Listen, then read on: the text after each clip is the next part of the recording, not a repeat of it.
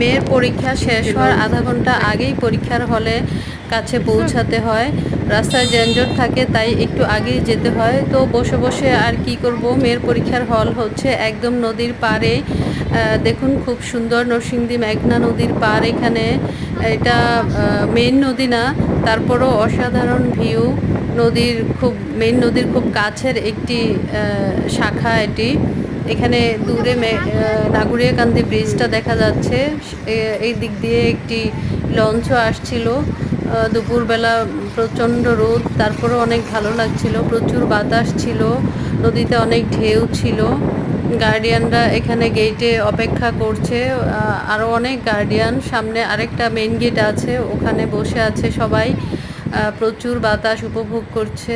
এই যে দেখা যাচ্ছে এখানে একটি ঈদগাহ মাঠ আছে হলের সামনে, অনেক বড় একটি ঈদগাহ মাঠ। এখানে ঈদের নামাজ পড়া হয়। এখানে